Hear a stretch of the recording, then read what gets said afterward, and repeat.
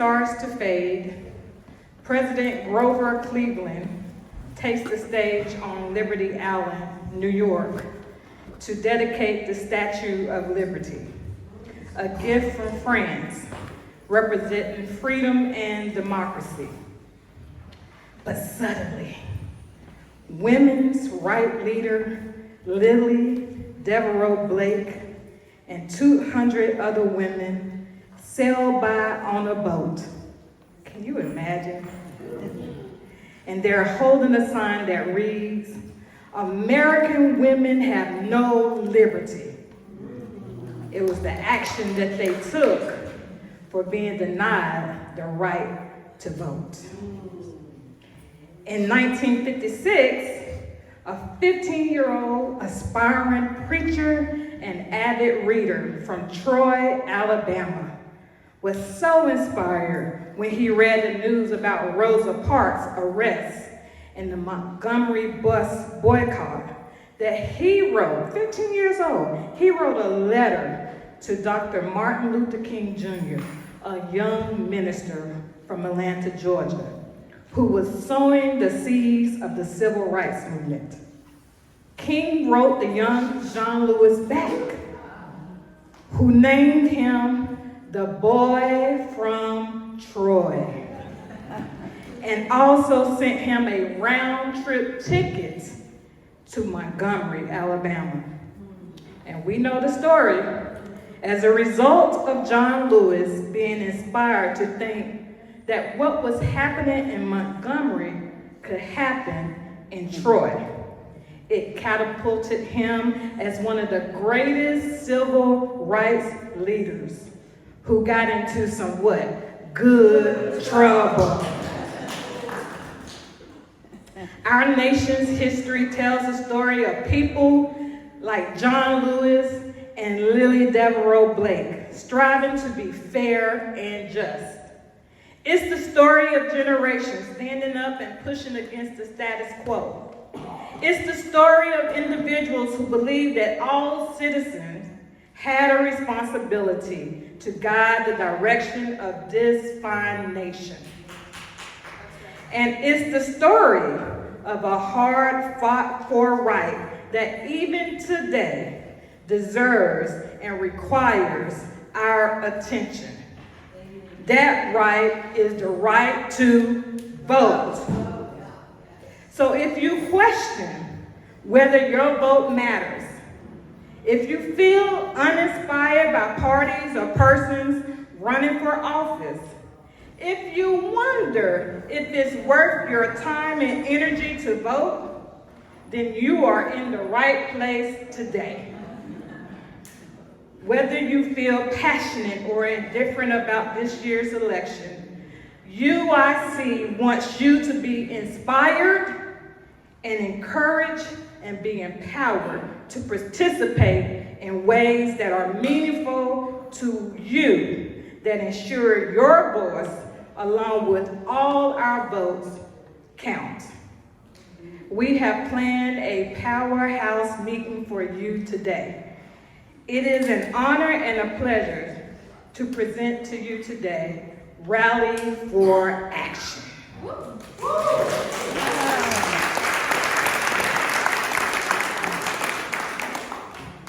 And we have some dynamic guest speakers with us today. We have Reverend Lisa Garcia-Sampson and Ms. Jennifer Roberts, who are eager to share how their organizations are fired up for social justice. In addition to these dynamic speakers, we have local organizations like the League of Women Voters back there in the back, Red, Wine, and Blue, Charlotte over there in the corner, and Indivisible, Charlotte, who will share their efforts to promote democracy and to further voting participation. But we gotta praise our own pond. We have our very own UIC Social Justice Committee also, and they will fill us in. on our efforts to get people registered to vote and voter education. So we're excited that you chose to be with us here this Saturday morning, and we hope that when you walk out this door today, you will be inspired, feel empowered, and you will take action.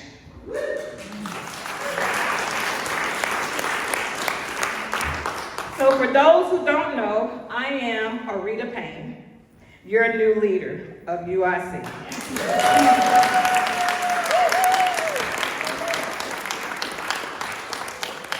I am humbled, honored, and so excited about this new journey in my life, and so glad that each one of you will be on the ride with me.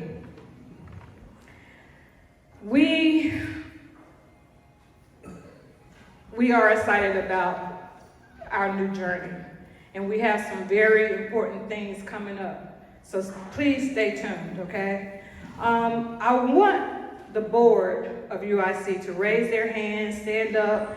You guys look around and look at them. They're awesome. I love them. So if you need any assistance, please see one of them today, okay? The bathrooms are situated in the corner over here, along with another back exit in the case of an emergency, okay?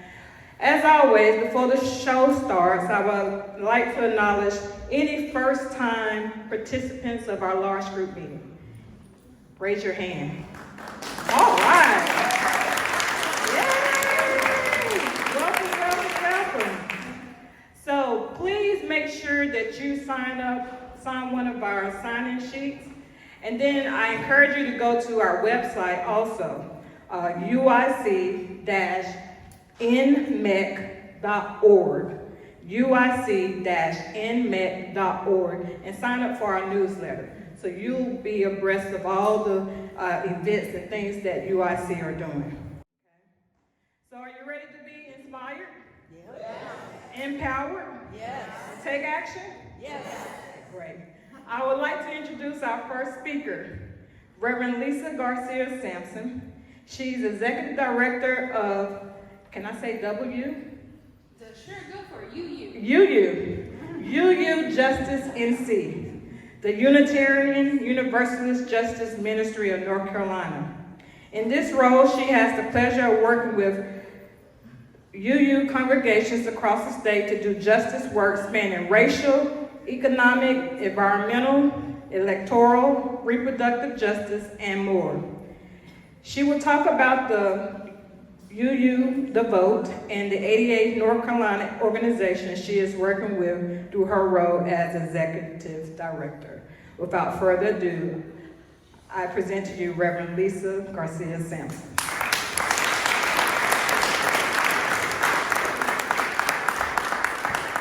Good morning, everyone.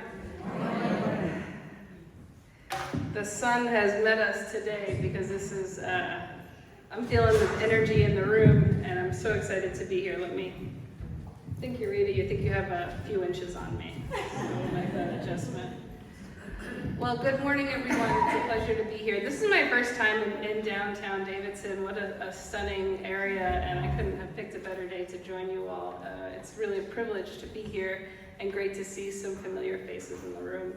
As Eureka has said, my name is Reverend Lisa Garcia-Sampson. I lead our Unitarian Universalist Justice Ministry here in North Carolina.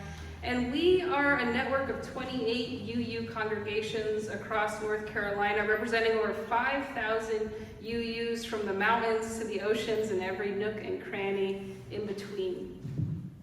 Our mission is to organize UUs to help co-create a transformative movement for justice in North Carolina through collaboration and imagination and through joy. And we are also a part of Blueprint North Carolina, which is a massive, abundant, progressive ecosystem of over 85 formal 501c3 partner organizations who are working together to build people power for an anti-racist, inclusive democracy. Yeah, let's get an amen to that. This is a movement that last year, after over a decade of fighting, finally expanded Medicaid to over 600,000 people in our state.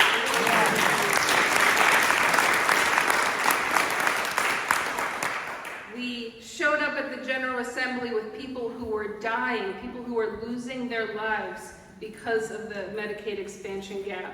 We organized phone call blitzes to make a phone call to our elected leaders every 3 minutes for 36 straight business hours. Every 3 minutes for 36 straight business hours. We wrote letters to the editor. We called our neighbors. We did the work. People said that this was never going to happen. People said that the moment for Medicaid expansion in the South was over. But friends, people said that day was never going to come, but that day is here. That day is here, and now, since December 1st of 2023, since the start of Medicaid expansion, we now have exceeded over 420,000 people in our state are already now registered and have access to new health care. That is what this movement can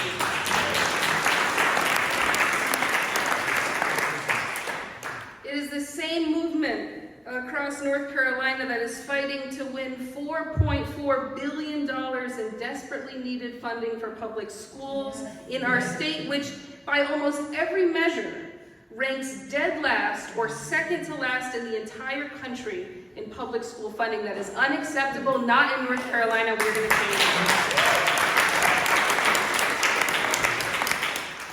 And despite the gerrymandered maps, which I know you all know very well, despite the new voter suppression laws, the changes to mail-in ballot deadlines, the voter ID laws, despite intimidation at the polls, we can and we must be a part of a powerful pro-democracy movement that in 2024 will register voters and educate voters and turn out voters, and if we do so, we can chart a new course for this state.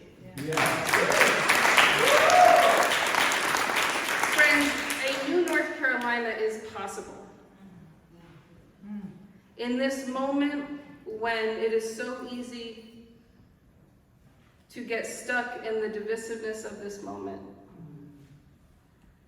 to feel powerless because the system is working so hard to disenfranchise voters, working so hard to convince us that the person sitting next to us is our enemy, spinning narratives, false stories that are grounded in fear and a false sense of scarcity. There is another way. The good news is the majority of people in North Carolina want the same things. Right? We want fair working wages. We do not want to be a state with a $7.25 minimum wage, right? Oxfam in 2022 rated us 52nd out of 52 states and territories in the U.S. for places to work. Dead last, 52. Puerto Rico beat us, which is great for Puerto Rico, but we can do better. Based on workers' rights, based on wages.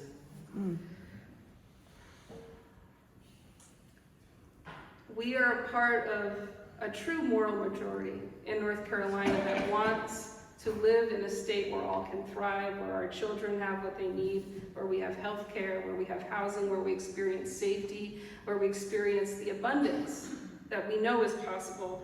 And today we're here to talk about being inspired, feeling empowered, getting ready to go, because friends, I hope you believe deep in your bones that this is our time. Yes. And we are ready. The future of our democracy is at stake. Let's just not mince words. The future of our democracy is at stake, and our moral legacy is on the line. And we have the moral responsibility to be a part of the largest activation of our pro-democracy movement in the history of North Carolina. Are you ready to do that? Yes.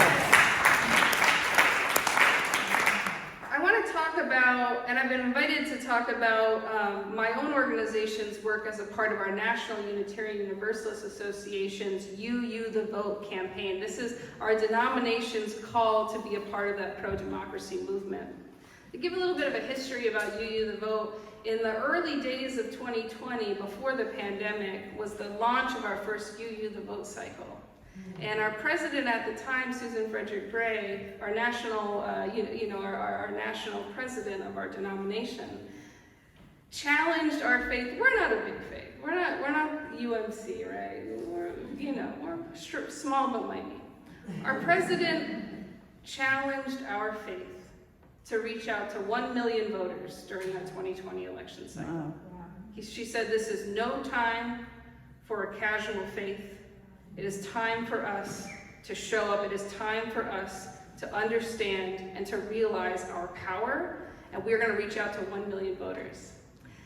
As soon as she said that, and I know Susan, and I've heard her tell the story about as soon as that came out of her mouth, there was a part of her that wanted to put it right back in.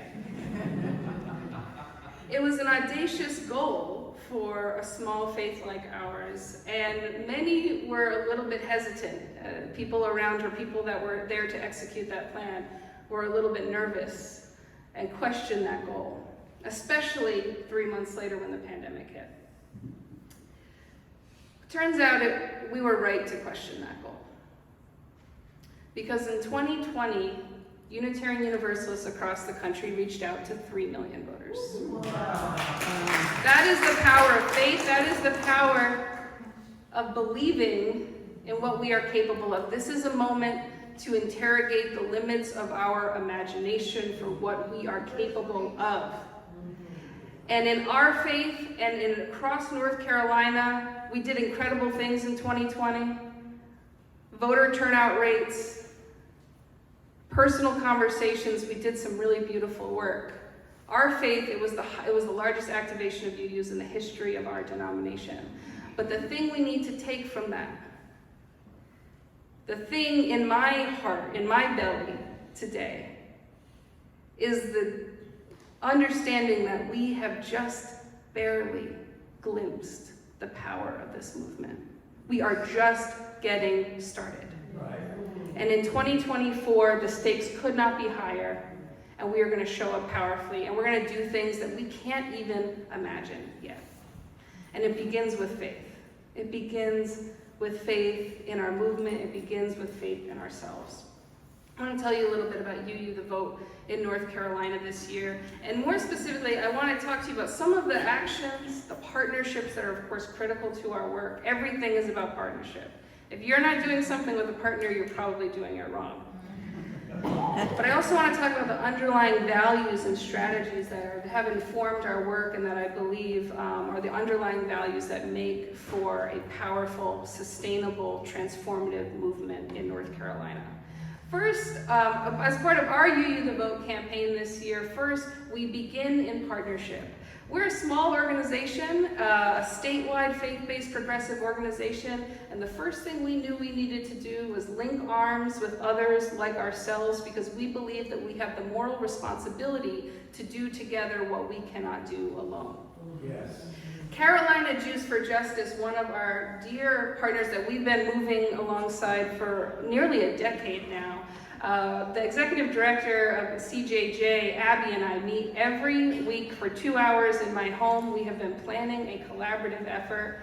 This is an example of two organizations that have limited resources, limited bandwidth, but we knew that if we did everything together this year, all of our events, all of our strategies, all of our communications, that if we could do practically everything together, we could do twice as much, right?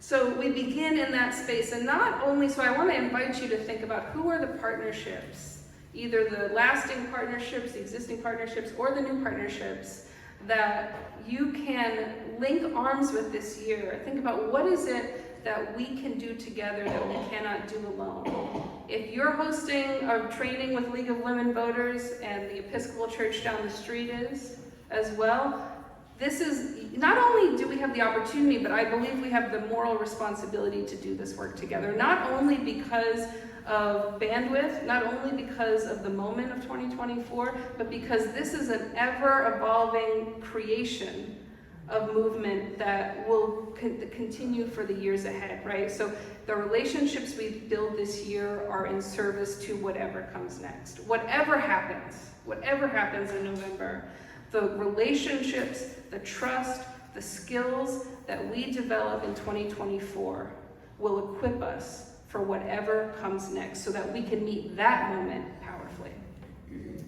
I want to talk about quickly the work in this phase of the spring, right? So this is going to be a marathon year for us with electoral work. And this spring, a critical piece of the puzzle is making sure that in the coming weeks, our county board of elections will be meeting, and I'm sure the League of Women Voters have a lot to say about this. These are some of our experts in the state on county board of elections. In the coming weeks, our county board of elections will be meeting to pass their plans for early voting locations and hours. Some county board of elections have already done this. And so I want to point out the critical work in the spring of advocating I want to give an example. Rowan County, our neighbor, Rowan County, your neighbors. Last week, their county board of elections met to decide how many early voting days they would have. And their board of elections, several of their members were very vocal about the fact that they were against Sunday voting.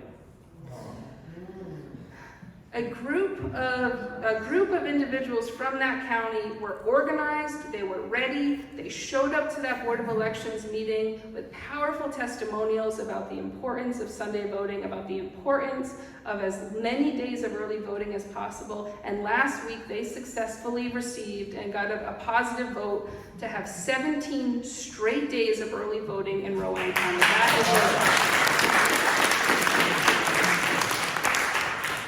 Now, we shouldn't be surprised about this problem, but the reason why some of this has caught us off guard here in terms of early voting decisions is that these deadlines for County Board of Elections to pass these critically important plans was just recently moved up by several months.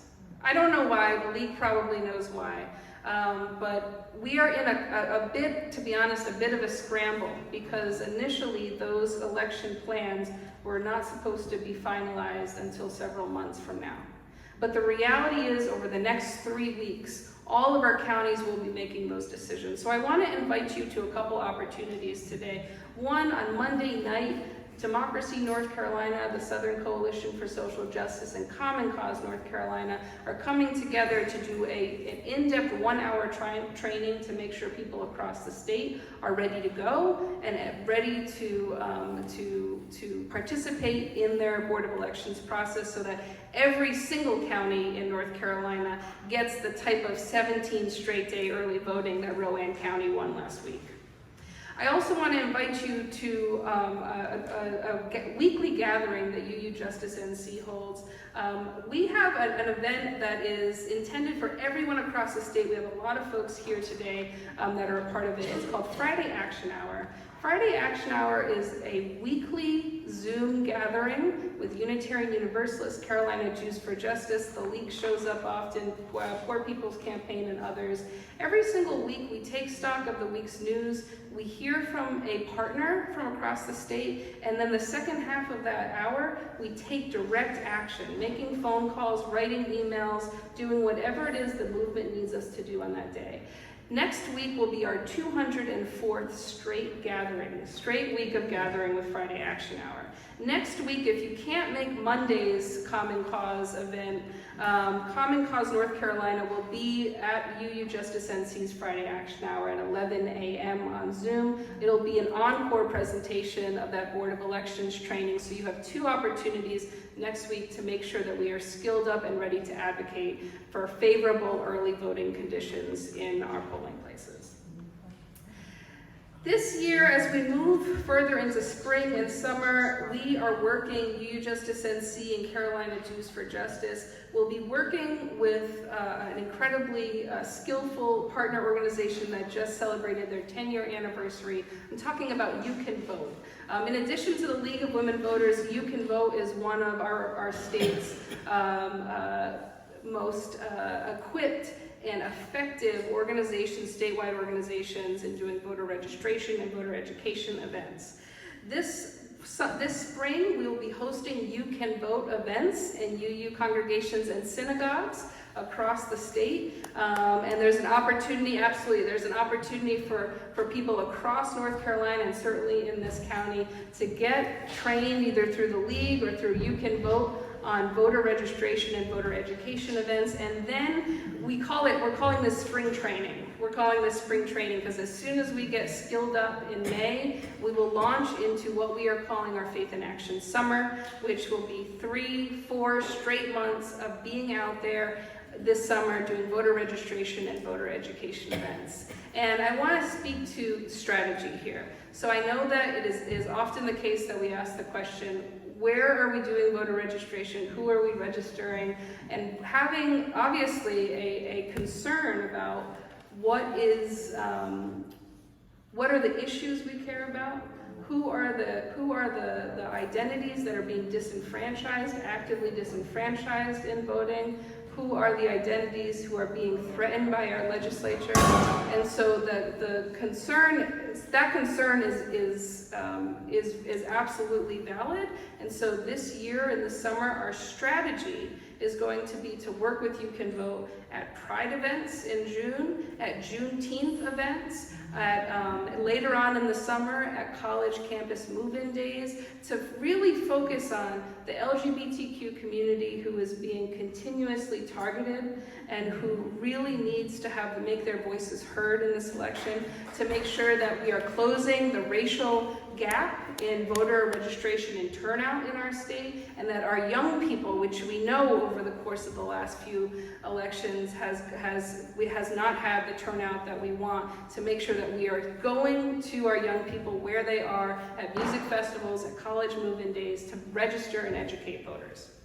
This is especially important, not just in terms of registration, but also in terms of education, because of what I've already mentioned in terms of last year's anti-democratic omnibus bill passed in the state legislature. We are dealing with a situation today where we have voter ID laws for the first time in a major election. This definitely impacts our college students, depending on whether or not their college has made it so that their student ID is considered a valid student ID based through the Board of Elections. That's going to create an incredible amount of confusion, and make no mistake, it's intended to. The system is perfectly designed to achieve its outcome. These voter ID laws are going to impact already disenfranchised populations, so we need to be at those college campuses letting them know. What ID do you have? What is your plan to vote? Mail-in ballots, the deadline for mail-in ballots, that grace period has been eliminated, right? So we need to let people know. Folks who are disabled, folks who are elderly, making sure that we are emphasizing the mail-in ballot process is shaky. And if you can in any possible way get folks to an early voting site or there on election day, we have the responsibility to do that. You just said the grace period for mail-in ballots has been eliminated? Yes. So that means mail-in ballots will only be counted up until election day? 5 o'clock on election day. 5 o'clock, League of Women Voters? Yes. 5 o'clock. So that grace period is gone. That grace period is gone, and we need to tell everybody about that, okay? Another strategic effort that we are a part of this year as we move further into actually the election period is also rides to the polls for that exact reason. So we know that between the post office system run by our North Carolina native doing such a terrible job, and the elimination of the grace period, We are trying to move as many people into early voting as possible. And what that means is that we this year have made the choice to work closely with Disability Rights North Carolina and also local NAACPs to make sure that we are creating, and we are working with Disability Rights North Carolina, who has an existing, rich, developed infrastructure for rides to the polls this year, okay? Plugging in where systems already exist, and also when it is the case that partner organizations like the NAACP say this is a piece we need somebody to pick up, we are in close enough relationship, and that's really our work, especially majority white coalitions. We need to make sure that we are in relationship, recognizing those who are most directly impacted by disenfranchisement, that we are in relationship, that we are receiving those asks, and we are, if at all possible, saying yes to those asks. So rides to the polls and responding directly to the asks of our partners is a critical piece. That is not only strategic, but it's also a part of our moral responsibility to be in relationship and to prioritize what is needed over what we find to be enjoyable election work. Let's tell the truth about that. So one of the things we do every year is postcarding. Who here does postcarding? Okay, we love us a postcard, right? But and this last year, UUs across the state, 20 organizations came together, 20 congregations came together to write over 36,000 postcards to North Carolina voters in Mecklenburg County and Cabarrus County. This is an incredible opportunity to have that kickoff party in your congregation, in your organization, in your local group. Let's have that pizza party. Let's get the music going. Let's get the vibes right. Let's hand out these postcard kits, right? It is the perfect on-ramp to deeper engagement. But let's be clear. If postcarding is enjoyable, it is to some degree effective, and for those who really absolutely cannot get boots on the ground, drive there, get in their car, get to that farmer's market and registering voters, for those for whom this is the only thing that they are physically able to do, postcarding is incredibly important. And we're gonna do postcarding this year, I'm not knocking postcarding. But if we can do more than postcarding, we have the moral responsibility to do more than postcarding. It is time to go deeper. It is time to go deeper. What I like to say is postcarding is the appetizer before the meal. Do not confuse it for the meal. It is not the meal, okay? We have to go deeper this year. Finally, I want to talk about our work at the polls. First of all, as a part of Blueprint North Carolina, we have many individuals who have felt that it is their call and that they are positioned physically in their identities, in their skill sets to be a part of a statewide network of safety. To tell the truth, a lot of my work is working in partnership and understanding the threats happening across our state by groups like the Proud Boys and the Oath Keepers, local militia groups who are creating incredibly unsafe and scary conditions at polling places, at LGBTQ story hours, and at many other, at school board meetings, Proud Boys showing up 24 deep in Wilmington at their school board meeting regularly. We have an incredibly problematic situation with extremist groups creating safety threats at the polls. So, of course, you're probably looking at me. I'm 4'11", in case you're wondering, so I'm the perfect person to be doing safety work. It may not be the case. It may not be the case that you feel that it is your calling, but I encourage you to kind of push on that a little bit, because we need white folks, we need able-bodied folks, we need white men, we need white men, and we need white men to participate in this work. And if working to do de-escalation work and to create safety at the polls, putting those identities forward, putting your bodies on the line, that's a role that you need to consider playing this year. If that is not your cup of tea, or if that's not your cup of tea, if it's not, white men, if it's not your cup of tea, I think we need to put that to the side. This is not a moment to discern what is your cup of tea. This is a moment to discern what is required of us. Another opportunity, a critical opportunity at the polls, is working with Democracy North Carolina as vote protectors. So we have all these different layers of election safety work in North Carolina. We have You Can Vote people making sure, and League of Women Voters making sure that voters know their rights. We have Democracy NC folks making sure that nothing shady is happening at the polls. The vote protector role is essentially a poll monitor. We have that safety, it's kind of like a layered dip. This is what's required to make sure that people can vote in North Carolina. We need all these different layers of election protection. Democracy North Carolina's vote protector's role, you get trained up and then you are deployed to a polling place to make sure that you are observing anything that might be happening that is questionable and reporting that back to our massive statewide system that then sort of unlocks lawyers and experts to make sure that those are reported accurately. That's a critical role. So we have to advocate for our sites, we have to advocate for our early voting plans and our Board of Elections plans. We need to get out this summer, making sure we're doing voter registration and voter education in ways with partners who know what they're doing. This is not a time to figure out, to make it up.